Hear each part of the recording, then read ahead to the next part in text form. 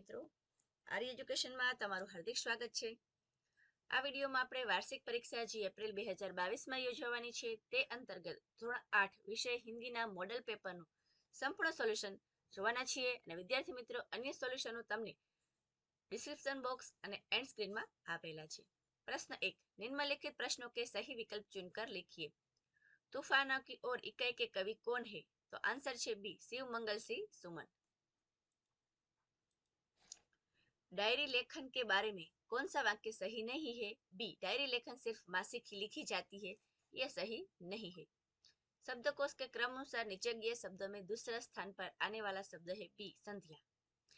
समानार्थी शब्द की सही जोड़ पहचानी है तो दक्षता यानी निपुणता यह सही जोड़ है। विलोम शब्द ढूंढना है, उजाला तो अंधियारा। निम्नलिखित शब्दों में कौन सा शब्द अलग है? तो यह तीनों समानार्थी है, डी, प्रकाश शब्द अलग है। आंख नीचे होना मुहावरे का अर्थ है ए, लज्जित होना। आदि शब्द का अर्थ होगा प्रारंभ। बी, निम्नलिखित वाक्यों का हिंदी में अनुवाद कीजिए। तो रविशंकर बस में मुसाफरी करी રહ્યા છે। तो आंसर છે रविशंकर बस में यात्रा कर रहे हैं। हमारी शाला में विविध उत्सव उजवવામાં આવે છે। हमारे विद्यालय में विभिन्न त्योहार मनाए जाते हैं। हास्य एक उत्तम औषध है, हंसी एक उत्कृष्ट औषधि है। હું રમત રમાડું છું જેનું હિન્દી થશે मैं खेल सिखाता हूँ। नीचे दिए गए उत्तर मिले ऐसी एक पहेलियां बनानी है, किन्हीं दो। तो विद्यार्थी मित्रों અમે જે અહીં તમને પહેલિયા બનાવીને આપેલી છે તે સિવાયની તમે બનાવી શકો, પણ આન્સર બાદલ, હાથી અને પતંગ મળવો જોઈએ। બાદલનું જોઈએ। नीले समुद्र के उस पार सफेद हंस तैर रहे हैं, वे बिना पाल के पालते हैं, वे बिना पंख के उड़ते हैं, वे बिना पैरों के दौड़ते हैं। बादल। गणपति जैसा मुंह है मेरा, काया बहुत विशाल अथवा तो खूब विशाल, सबसे बड़ा जानवर हूं मैं, मस्त है मेरी चाल। पतंग नु पहली मैं कहूं सुन ले मेरी पूत, बिना पैरों वो उड़ गई बांध गले में सूत। આગળ જોઈએ વિદ્યાર્થી મિત્રો પ્રશ્ન 2, નિમ્નલિખિત પ્રશ્નો કે ઉત્તર સંક્ષિપ્ત में लिखिए किन्हीं दो, અને તેમાં જ આપેલો છે બ, નિમ્નલિખિત પ્રશ્નો કે ઉત્તર लिखिए। તો અ અને બંનેનું આપણે સોલ્યુશન જોઈશું। पहलो प्रश्न, शास्त्री जी के संसदीय जीवन की शुरुआत कैसे हुई? तो शास्त्री जी ने संसदीय जीवन की शुरुआत नो उत्तर थशे शास्त्री जी में कार्य के प्रति गहरी निष्ठा थी, वे मेहनत करके अदम्य क्षमता भी रखते थे। अपने इन्हीं गुणों के कारण सन 1937 में वे संयुक्त प्रांत की व्यवस्थापिका सभा के लिए निर्वाचित हुए। स्वतंत्र प्राप्ति के बाद कई बार वे संसद के लिए चुने गए, परंतु उनके संसदीय जीवन की वास्तविक शुरुआत सन 1937 के निर्वाचन से ही हुई। खड़क का हृदय परिवर्तन कैसे हुआ? तो विद्यार्थी मित्र मोस्ट आईएमपी प्रश्न है, घणी बार पूछाय छे, एकम कसोटीमां पण तमने आ प्रश्न आवेलो हशे। बाबा भारती ने खड़क से प्रार्थना की कि वह घोड़ा भले ही ले जाए पर घोड़ा हथियाने की यह घटना किसी के सामने प्रकट न करे। जिस तरह छल कपट करके उसने घोड़ा बाबा भारती से छीना, उसे सुनकर लोग किसी गरीब पर विश्वास नहीं करेंगे। बाबा भारती के ये शब्द डाकू खड़क के कानों में गूंजते रहे। उसे लगा कि बाबा आदमी नहीं देवता है, उन्हें अपनी हानि नहीं गरीबों की नुकसान की चिंता है। ऐसे ऊंचे विचार वाले पुरुष को धोखा देकर उसने अच्छा नहीं किया, उसे लगा घोड़ा लौटा देना चाहिए। इस प्रकार खड़क का हृदय परिवर्तन हुआ। लाल बहादुर शास्त्री की सबसे बड़ी विशेषता, तो शास्त्री जी की सबसे बड़ी विशेषता यह थी कि वे एक साधारण परिवार में पैदा हुए थे और उनकी परवरिश भी साधारण परिवार में हुई थी। जब वे देश के प्रधानमंत्री बने तब भी वे साधारण ही बने रहे। डायरी पढ़ने से हमें कौन सी जानकारी प्राप्त होती है? तो हमें यह जानकारी प्राप्त होती है, इससे जीवन में घटी घटनाओं की जानकारी प्राप्त होती है। डायरी में तथ्यों का उल्लेख होता है, इसी कारण व्यक्ति दिन भर जो अच्छे बुरे काम करता है उसकी भी जानकारी प्राप्त होती है। डायरी ही ऐसा दस्तावेज है जिसे पढ़कर किसी व्यक्ति के जीवन में पिछले अनुभवों तथा घटनाओं की जानकारी और वह भी संबंधित व्यक्ति के शब्दों में प्राप्त की जाती है। 5, चुटकुले पढ़ने या सुनने से क्या लाभ होता है? चुटकुले पढ़ने या सुनने से हमें हास्य विनोद प्राप्त होता है। खुलकर हंसना एक व्यायाम है, इससे केवल मन ही नहीं बहलता, स्वास्थ्य भी अच्छा रहता। ब જોઈએ प्रश्नों के उत्तर देने हैं किन्हीं दो। कच्छ को म्यूजियम क्यों कहते हैं? तो कच्छ में स्थित धार्मिक स्थल भद्रेश्वर, नारायण सरोवर, लखपत तथा कच्छ के तीन बड़े शहर मांडवी, भुज और मुंद्रा ये कच्छ के बड़े शहर है। मांडवी अत्यंत सुंदर बंदरगाह है। यह बड़ा प्राचीन नगर है। यहाँ राजमहल, पवन चक्किया तथा समुद्र तट दर्शनीय है। भुज वैभवशाली नगर है। यहाँ आईना महल, प्राग महल, हिल गार्डन, स्वामीनारायण मंदिर, हमीरसर, भुजिया पहाड़ आदि दर्शनीय स्थल है। मुंद्रा में अनेक उद्योगों का विकास हुआ है। यह प्राचीन इमारतें है। सामख्याली के उत्तर में धोलावीरा एक ऐतिहासिक स्थान है। यहाँ भारत की अति प्राचीन मोहन जो दड़ो संस्कृति के अवशेष पाए जाते हैं। इस तरह यहाँ बहुत सारी चीजें हैं जिसके आधार पर हम कह सकते हैं कि कच्छ एक म्यूजियम है। आगे, यदि बाबा भारती की जगह आप होते तो क्या करती? આ પ્રશ્ન કેવો છે?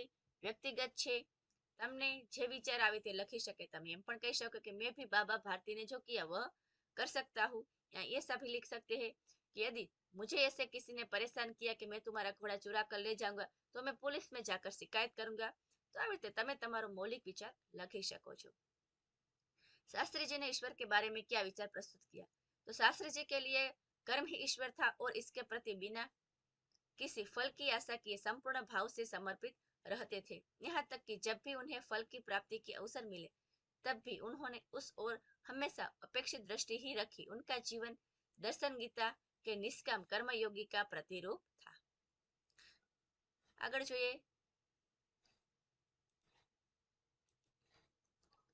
क। તેમાંનો ક છે निम्नलिखित शब्दों का प्रयोग करके वाक्य लिखिए। तहसील तालुका, तो तहसील का सबसे बड़ा अधिकारी तहसीलदार होता है। मुख्यालय, मेरे घर के पास पुलिस का मुख्यालय है। तो आ रीते कोई पण वाक्य लखी शकाय। हवे જોઈએ प्रश्न 3 ना अ અને ब નો आंसर। तो प्रश्न 3 में पहलो प्रश्न है इंसान को बांटने का क्या अर्थ होता है? इंसान को बांटने का अर्थ है सभी मनुष्य को समान दृष्टि से न देखना। आज ऊंच नीच, जाति पांति, गोरा काला आदि भेद कर लोगों में अलगाव की भावना पैदा कर दी गई है। सभी मनुष्य के रक्त में एक जैसी लालिमा तथा उनमें एक जैसी भावनाओं की अनदेखी कर केवल उनके बाहरी स्वरूप पर ध्यान दिया जाता है। इस प्रकार इंसान का बंटवारा किया गया है। माझी का हाथ कब तक नहीं रुकेगा? तो समुद्र अगर शक्तिशाली है तो मिट्टी का पुतला माझी भी कम नहीं है। उससे अद्भुत साहस और अनोखी शक्ति है, इसलिए वह कभी थकता नहीं है। जब तक उनके शरीर में प्राण है तब तक उनकी सांसों में चेतना है, तब तक माझी का हाथ रुकने का नाम नहीं लेता। वह संघर्ष करना नहीं छोड़ता। इस प्रकार माझी अपने अंतिम सांस तक कार्य करता है। त्रीजो, समुद्र ने कैसा रूप धारण किया है? समुद्र में बड़े जोरों का तूफान आया है। उसे देखकर ऐसा लगता है जैसे वह जहर उगल रहा हो। समुद्र से लहरें इस प्रकार उठ रही है जैसे वे माझी की नाव को निगल जाएगी। तूफानी समुद्र ऐसा लगता है जैसे उनका सामना कोई नहीं कर सकता। सागर के ज्वार ने बड़ी कठिन परिस्थितियां पैदा कर दी है। तूफानी समुद्र आज अपनी असीम शक्ति दिखाने पर तुला है। उसकी लहरों ने जैसे मनुष्य को पराजित करने की ठान ली है। इस प्रकार समुद्र ने बड़ा उग्र रूप धारण किया है। समस्या आने पर हमें क्या करना चाहिए? तो समस्या आने पर हमें भयभीत नहीं होना चाहिए। शांति और धीर से समस्या का उचित उपाय खोजना चाहिए। किन्हीं दो लिखने हैं। तूफानों की ओर घुमा दो के द्वारा कवि क्या कहना चाहते हैं?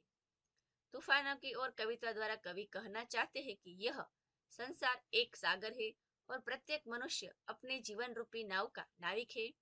संसार में तूफानों की कठिनाइयों की कमी नहीं है। मनुष्य का कर्तव्य है कि वह उन कठिनाइयों में अपना धैर्य न खोए और साहस से उनका सामना करे। कठिनाइयों में ही मनुष्य के साहस, बल और बुद्धि की परीक्षा होती है, इसलिए वह कठिनाइयों का स्वागत करे और उन पर विजय प्राप्त करे। दूसरा, बिना सोचे काम करने से क्या होगा?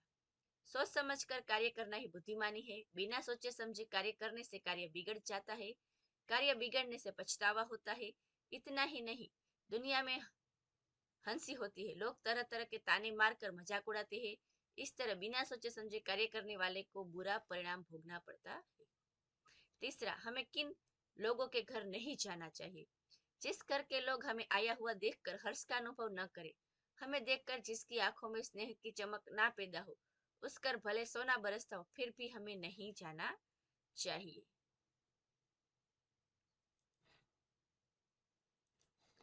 કમાં તમને કાવ્ય પંક્તિ પૂર્ણ કરવાનું કહ્યું છે તો કવિતાની પંક્તિ છે, મંદિર મસ્જિદ गिरजाधर बाटलिया भगवान को, धरती बाटी सागर बाटा मत बाटो इंसान को। તો આ રીતે કોઈ પણ એક કાવ્ય પંક્તિ હોય છે જે તમારે લખવાની હોય છે। प्रश्न 4 જોઈએ, लिंग परिवर्तन करना है तो विद्वान तो विदुषी, विदुषी वक्तव्य दे रही है। તો સ્ત્રીલિંગનું પુલ્લિંગ ને પુલ્લિંગનું સ્ત્રીલિંગ થાય એટલે વાક્ય રચનામાં થોડોક ફેરફાર થાય। पंडित तो पंडिताइन, पंडिताइन मंदिर में बैठी है।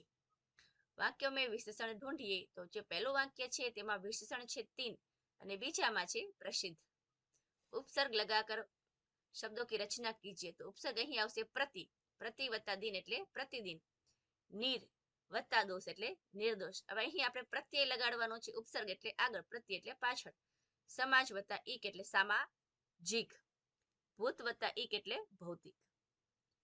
અવયવ ઢૂંઢને હે તો જે પહેલું વાક્ય છે તેમાં અવયવ આવશે કે સાથ અને બીજાનો અવયવ છે प्रतिदिन। ब, कहानी एक आपेली छे, एक पढ़ा लिखा व्यक्ति नाव में सवार हुआ, वह घमंड से नाविक से पूछने लगा, क्या तुम्हें व्याकरण पढ़ा है। आ अपूर्ण कहानी तमारे आगळ लखवानी छे। ऑप्शन એટલે કે અથવામાં છે, अपने गांव की किसी समस्या के बारे में आपके सरपंच को पत्र लिखिए। અથવાનો મતલબ થાય છે બે માંથી એક, તમને જે વધારે સરસ આવડતું હોય એ એક લખવાનું હોય છે। અમે અહીં બંનેનું સોલ્યુશન આપેલું છે। અને પ્રશ્ન 5 માં નિબંધ છે, કર્મયોગી લાલ બહાદુર શાસ્ત્રીજી मेरा यादगार प्रवास અને पेड़ हमारे मित्र। તો ત્રણે વિદ્યાર્થી મિત્રો નિબંધ આઈએમપી છે, કોઈ પણ નિબંધ પરીક્ષામાં પૂછાઈ શકે છે। તો અહીં અમે તમને પ્રશ્ન જે છે 3 पेड़ हमारे मित्र તેનું સોલ્યુશન આપેલું છે। અને કર્મયોગી લાલ બહાદુર શાસ્ત્રીજી તો તમે પાઠના આધારે પણ લખી શકો છો। कहानी જોઈએ, फिर उसने पूछा, कितने वेद है, तुम्हें मालूम है, क्या गीता के बारे में जानते हो। पुजारी ने इस तरह नाविक को काफी देर तक परेशान किया। तो આપણે એમાં જે વ્યક્તિ છે તે ઘમંડી પૂજારી લીધેલો છે। तेज हवा चलने लगी, बादल छा गए, नाव तेजी से डगमगाने लगी। नाव को बचाने की कोशिश के बाद नाविक बोला, सब लोग कूद जाओ, तूफान आने वाला है। अब मैं आगे नाव नहीं ले जा सकता, हमें तैर कर जाना पड़ेगा, किनारा बहुत दूर नहीं है, सामने ही है, हम तैर कर पहुंच जाएंगे। नाविक की बात सुनकर पंडित बोला, मुझे तैरना नहीं आता। तो नाविक बोला, ये कैसे हो सकता है कि तुम्हें तैरना नहीं आता, जो मुझ जैसे साधारण आदमी को आता है। पंडित बोला, मेरी मदद करो। तब नाविक ने उत्तर दिया, हमें हमारी मदद स्वयं करनी होगी। नाव में सवार सारे लोग तैरकर नदी के किनारे पहुंच गए और वह घमंडी पंडित पानी में डूब गया। હવે જોઈએ જે તમને સમસ્યા લખવાની છે ગામના સરપંચની તે જોઈએ। સેવા में श्रीमान सरपंच महोदय, ग्राम पंचायत ग्राम रामनगर। तो તમારે અહીં તમારા ગામનું નામ, તહસીલ એટલે તમારા અહીં તાલુકાનું નામ લખવાનું, જિલ્લા અહીં તમારા જિલ્લાનું નામ આવશે। વિષય લખવાનો છે, અમારો વિષય છે मोहल्ले में सड़क का निर्माण करवाने हेतु। महोदय, नम्र निवेदन है कि हमारे मोहल्ले के वार्ड नंबर 1 में सड़क की व्यवस्था नहीं है, जिससे सभी लोगों को आने जाने में काफी परेशानियों का सामना करना पड़ता है। मोहल्ले के रास्ते में कंकड़ गड्ढे होने के कारण आम जन को काफी परेशानियां हो रही है। मोहल्ले वासियों को भी बहुत परेशानियां हो रही है और बरसात के दिनों में कीचड़ हो जाने के कारण रास्ते में आना जाना बहुत मुश्किल हो जाता है। इसलिए हमारी वार्ड नंबर 1 में पक्की सड़क का या सीमेंट का खुर्रा बनाए, जिससे मोहल्ले वासियों की इस समस्या का समाधान हो सके। अतः प्रार्थना पत्र प्रस्तुत कर निवेदन है कि हमारे मोहल्ले के वार्ड नंबर 1 की समस्याओं को देखते हुए सड़क निर्माण या सीमेंट की सड़क का निर्माण करवाने की कृपा करे। भवदीय અહીં તમારે તમારું નામ લખવાનું રહેશે।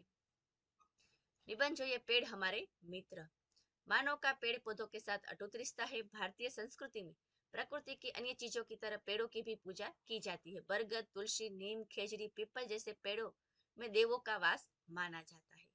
हम पेड़ों के बिना जीवन की कल्पना ही नहीं कर सकते। हमारी प्रकृति में पेड़ सबसे परोपकारी है, वे हमारे लिए अपना सब कुछ निस्वार्थ ही दान कर देते हैं। पेड़ हमें प्राणवायु ऑक्सीजन प्रदान कर जीवन प्रदान करते हैं। साथ ही हरे भरे पेड़ वर्षा में ही सहायक है। घने जंगल, बाढ़ आदि को रोकने तथा मिट्टी के कटाव को रोकने में अहम भूमिका निभाते हैं। पेड़ पौधे वातावरण को स्वच्छ बनाने तथा संतुलन बनाने की महत्वपूर्ण भूमिका निभाते हैं। हमारे द्वारा छोड़ी गई CO2 यानी कि कार्बन डाइऑक्साइड को अपने श्वसन क्रिया में उपयोग कर बदले में ऑक्सीजन प्रदान करते हैं। यदि धरा पर पेड़ ही नहीं होंगे तो समस्त भूमि बंजर एवं मरुस्थल में तब्दील हो जाएगी। पेड़ों के कई लाभ है, यह हमें फल फूल यूं ही उपहार में देते हैं। हमारे घर बनाने की इमारती लकड़ी तथा ईंधन के लिए लकड़ी भी वनों से ही प्राप्त होती है। सुदूर हिमालय तथा वनों में कई जीवन उपयोगी प्रजाति के पेड़ व झाड़ियां पाई जाती है, जिससे हमारे जीवन रक्षक दवाइयों का निर्माण होता है। इस तरह न केवल पेड़ हमें जीवन देते हैं बल्कि स्वास्थ्य में भी अपना योगदान देते हैं। इसमें कोई संदेह नहीं कि भगवान ने पेड़ों को हमारा सच्चा मित्र बनाकर भेजा है। वह एक सच्चे मित्र की तरह हमारे सुखी जीवन के लिए अपना सब कुछ निस्वार्थ ही दे देते हैं। चलो આગળ જોઈએ પ્રશ્ન 5 નો બ પરિચ્છેદને તમારે વાંચવાનો છે અને તેના અનુસંધાનમાં આપેલ પ્રશ્નોના જવાબ લખવાના છે। જેમાં છે दुर्जन व सज्जन व्यक्ति अपनी किस शारीरिक विशेषता के कारण भिन्न कहलाते हैं। तो पैराग्राफ में आंसर है दुर्जन दूसरों की राय के समान को मामूली दोषों को पहाड़ के समान बनाकर देखता है और अपनी पहाड़ के समान बड़े पापों को देखते हुए भी नहीं देखता। सज्जन या महात्मा ठीक इससे विपरीत, उनका ध्यान दूसरों के बजाय केवल अपने दोषों पर जाता है। सबसे बड़ा कायर कौन है? तो जो लोग दूसरों के सामने अपनी भूल नहीं मान पाते, नहीं अपने दोषों को स्वीकार करते हैं, वे सबसे बड़े कायर है।